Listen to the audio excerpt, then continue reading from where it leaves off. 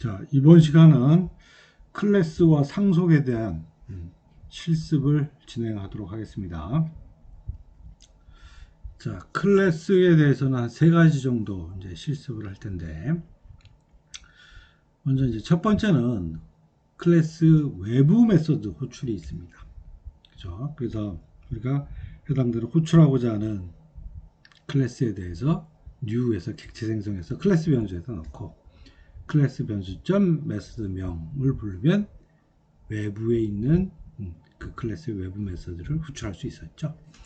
자, 그래서 그와 같은 방식으로 첫 번째 실습을 할 겁니다. 자, 우선 calculate라는 클래스를 만들어서요. 우리 지금 많이 했죠. 그러니까 플러스 마이너스 곱하기 나누기를 하는 이 4층 연산식에 대해서 숫자 두 개를 받으면 플러스 마이너스 곱하기 나누기를 해서 리턴하는 이와 같은 메서드를 갖고 있는 클래스를 먼저 만듭니다. 그리고 이제 뭐 여기 소수점 존재하는 여기 지금 여기는 정수, 그 다음에 나누기는 실수를 리턴하라는 얘기입니다. 자, 그러면 calculate test라는 클래스의 메인 메서드를 만들어서 이제 변수에 있는 200, 변수 B에는 3을 넣고 이 위에 있는 각각의 요 4층 연산 각각 메서드를 호출하고 실제 그 리턴 받는 결과 값을 출력하는 실습이 되겠습니다.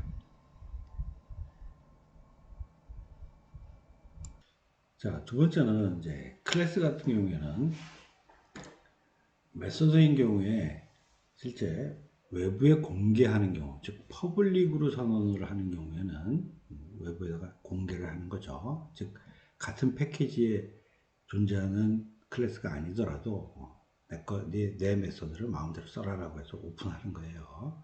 그래서 외부용으로 정의된 메서드 하나고, 그 다음에 해당되는 그 클래스 내부에서만 쓰겠다라는 메서드가 내부용 메서드인데, 그것은 이제 프라이빗으로 정의한다라고 했죠. 그래서 프라이빗으로 메서드를 정의하는 부분으로 구분을 해서 작성을 한번 해봅니다. 그래서 이제 외부에 있는 메서드는 뭐냐면 실제 리퀘스트 칼크라고 하는 메서드를 하나 만들어 놓고 파라메타로 연산자, 즉 4층 연산에 있는 연산자하고 정수형 변수 두 개를 받으면 얘를 가지고 스위치 케이스문에 따라서 내부용으로 정해 놓은 플러스 마이너스 곱하기 나누기 요 값을 계산을 한 다음에 받아서 그 결과를 리턴해 주는 클래스를 한번 작성을 해 봅니다. 그리고 calculate test라는 클래스 만들어서 실제 200과 3이라고 하는 값을 넘기는데 이때 앞에다가 연산자를 같이 붙여서 넘겨서 각각 계산을 해보는 프로그램이 되겠습니다. 자, 그래서 이 프로그램 한번 실습을 또 해보기 바랍니다. 자, 그 다음에 우리 보면 또 클래스의 중요한 요소가 메서드와 필드를 계속 교수님이 강조를 했었어요. 그래서 이번에는 필드로 카운트라고 하는 필드를 하나 만들어 놓습니다. 만들어 놓고 그 다음에 외부에 공개하는 request loop plus라는 메소드를 한번 만들어 보세요. 자, 그 다음에 이 메소드는 이제 어떻게 동작할 건가 하면 숫자, 정수형 변수 두 개, 즉 숫자 두 개를 받아서 반복문을 돌면서 A부터 B까지 합계를 계산해서 리턴을 해요.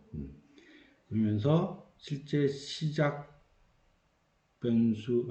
변수하고 그 다음에 종료 변수 사이에 있는 건수, 즉 몇 건인지를 항상 한번 계산을 하고 나서 여기 필드에다가 저장을 합니다.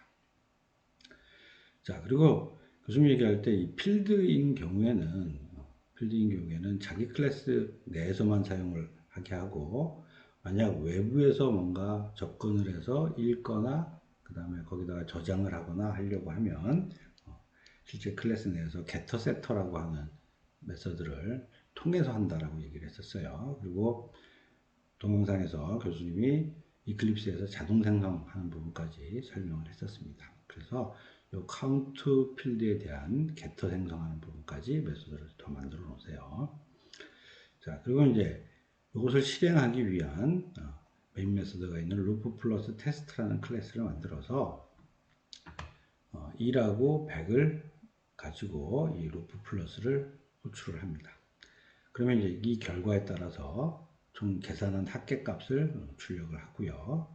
그 다음에 이어서 여기 이렇게 만들어 놓은 get터인 메서드인 getCount라는 메서드를 호출을 해서 그 결과도 출력을 한번 해보도록 합니다. 자, 다음은 상속에 대한 문제가 되겠습니다. 상속도 교수님이 한 문제 3개 정도를 실습으로 지금 진행을 할 겁니다. 자, 먼저 이제 우리 메서드 재정의에 대한 부분이에요. 그래서 교수님이 상속받은 메서드를 그대로 내 것처럼 사용할 수도 있고, 그 다음에 또 필요에 따라서는 이제 오버라이드, 즉 문제에서 내가 완전히 수정해서 쓸 수도 있다라고 했습니다. 그래서 한번 메서드 재정의하는 실습을 한번 해보도록 하겠습니다. 자, 먼저 여러분들이 스튜던트 스코어라고 하는 클래스를 하나 만들었는데, 필드에다가는 이렇게 영어 점수, 그 다음에 수학 점수라고 하는 필드를 만들어 놓습니다. 자, 그리고 메서드는 이제 공개, 퍼블릭으로 calculate total이라는 걸 만들어서 이렇게 파라미터 없이 호출하게 되면 이 영어와 수학에 대한 합계를 계산해서 리턴을 하세요. 자, 그리고 또 이제 세터도 생성을 하세요. 여기에 값을 저장할 수 있는 세터도 생성을 해놓기 바랍니다. 자, 그 다음에 CI 스튜던트 스코어라는 클래스를 만드는데 여기 있는 스튜던트 스코어라는 클래스를 상속받아서 만드세요. 자, 상속받아서 만든다라고 하면 벌써 우리 직관적으로 알 수 있는 게 상속받을 수 있는 영어 점수와 수학 점수를 가지고 있는 이 필드도 상속받는 것이고, 그 다음에 calculate total 두 개를 합계를 구하는 메소드도 상속을 받는다라는 것을 알 수 있어요. 자, 상속을 받아놓고 그 다음에 이제 필드를 이제 추가적으로 더 만드는 거죠. 그래서 자바 성적하고 DB 성적이라는 필드를 만들기 바랍니다. 자, 그리고 이제 상속받은 이 calculate total을 상속받았는데 이거를 이제 오버라이드 하세요. 오버라이드 해서 실제 얘는 부모 클래스 필드와 자식 클래스 필드에 대한 합계를 계산해서 리턴하는 이 메서드가 되겠습니다. 그러니까 오버라이드 시켜서 완전히 이제 안에 있는 그 실제 실행하는 문장을 이제 수정을 하는 것이죠.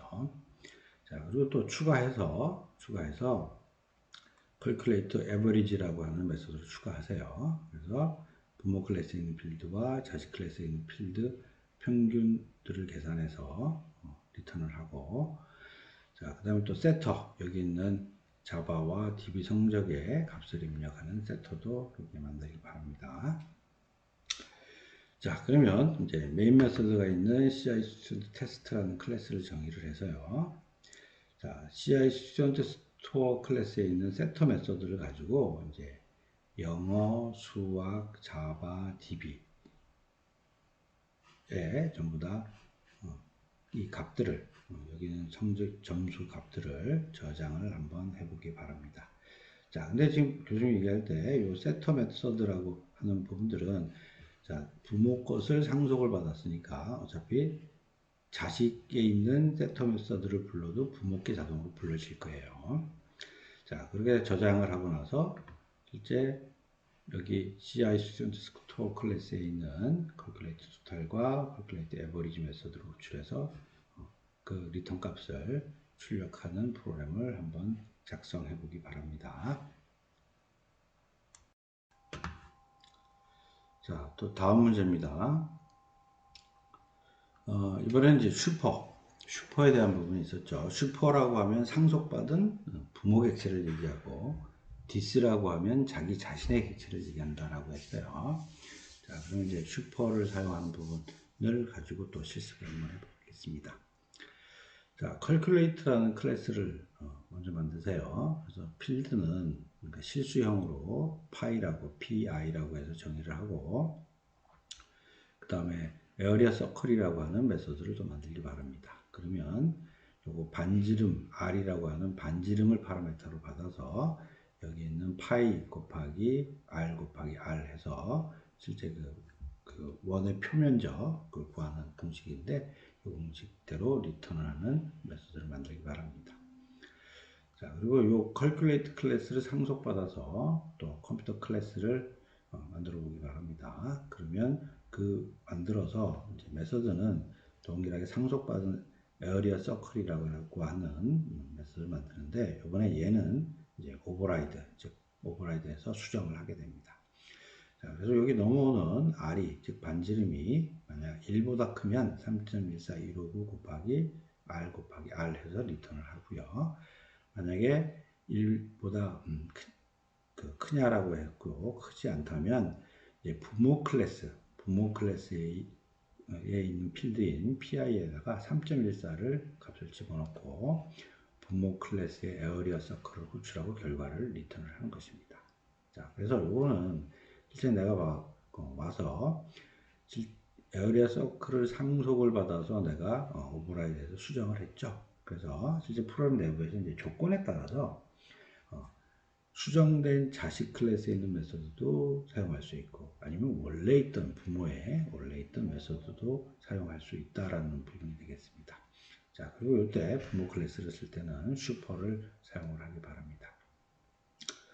자, 그리고 이렇게 만들어 놓은 클래스를 실행하는 컴퓨터 클래스 정의를 해서 에어리어 서클을 파라메타 10으로 한번 호출해서 결과 출력하고 1로 호출해서 결과를 한번 출력해 보기 바랍니다.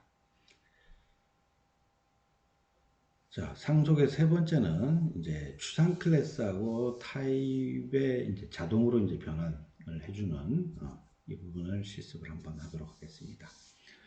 자, 먼저 추상 클래스 비클이라는 추상 클래스 만들고요. 그 다음에 밑에 사운드라고 하는 추상 메서드를 정의를 합니다. 그래서 파라메터도 없이 그냥 단순한 사운드라고 하는 추상 메서드 한번 만들어 보세요.